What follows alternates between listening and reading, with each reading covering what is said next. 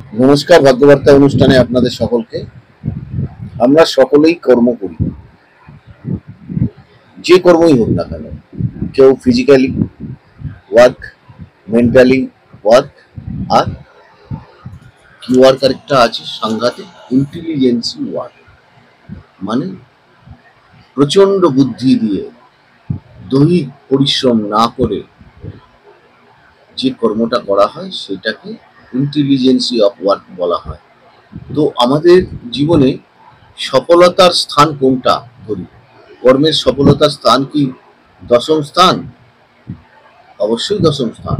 এই দশম স্থান ছাড়া আরেকটা খুব ভাইটাল পজিশন আছে, সেটা কিন্তু অনেকেই জানে না বা এটাকে ইগনোর করে। সেটা হচ্ছে তৃতীয় স্থান। খুব ভালো করে শুনুন। এই কর্মটাকে কিন্তু অনেক ভাগে ভাগ করা হয়েছে। কিরকম? বাচিক, মানস, ক্রিয়ামান, প্রতিপাত আর পারব্য কর্ম। এই কতগুলো ভাগে ভাগ করা হয়েছে, এসব ব্যাপারে পরে আসা যাবে। এখন বলা হচ্ছে যে আপনি যে কর্মটাই করবেন সেই কর্মটাকে নিয়ে যদি আপনি ভালো না বাঁচতে পারেন, সেইটা নিয়ে যদি গর্ব না করতে পারেন, তো আপনি কি করে ডেভেলপমেন্ট পাবেন? যে যে কর্মটাই করেন না কেন। এবং এখানে জানারও বিশেষ প্রয়োজন আছে। এইবার আপনাকে কর্ম নির্দেশ করে হচ্ছে ভালো আপনার তৃতীয় স্থান। জোডিয়াকের তৃতীয় স্থান দেখুন। জোডিয়াকের তৃতীয় স্থান কি করছে আমাদের জীবনে? মিথুন। এটা কন্ট্রোল কে করছে? কোনগুলো? মার্কারি। এই মার্কারি কিন্তু আমাদের জীবনে সাফল্য এনে দিতে পারে। এবং যে যে কাজই করছেন না কেন তার জন্ম ছক থেকে কিন্তু তৃতীয় স্থান ধরতে হবে এবং জোডিয়াকে তৃতীয় স্থানও ধরতে হবে। খুব ভালো করে শুনে বুঝুন জিনিসটা কি বলছি। Malefic planet is very good result in your birth chart, third position of rule.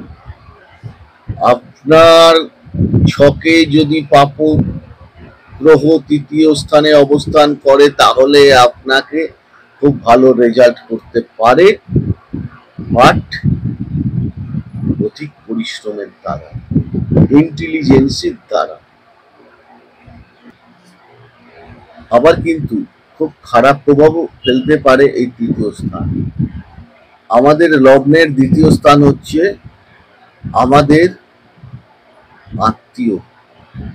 আপনি যেখানে জন্মগ্রহণ করেছেন তার রক্তের সম্পর্কে আমাদের যারা আছে তারা। আর তৃতীয় স্থান কি রুল করছে? আপনার পরিবেশটাকে।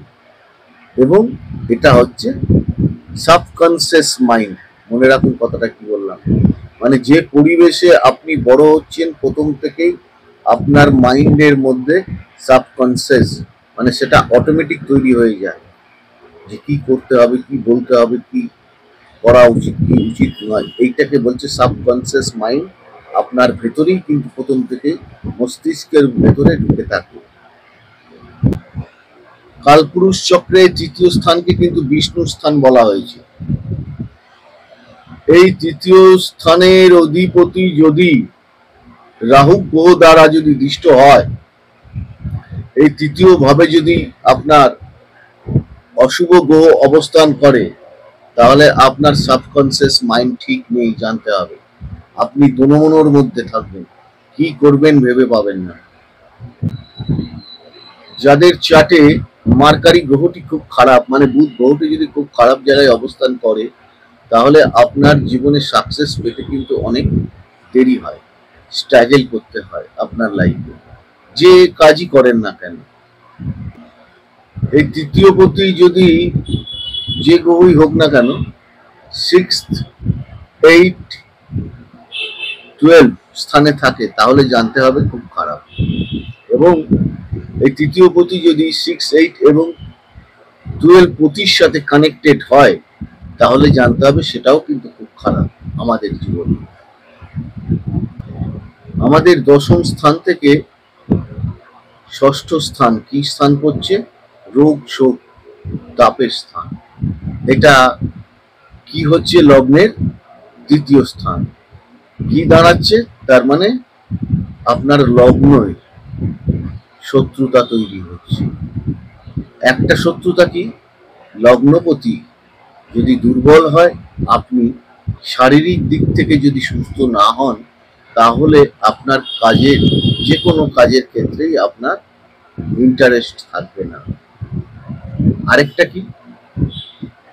দ্বিতীয়, তার দ্বিতীয় দ্বিতীয় দ্বিতীয় কি বলছে?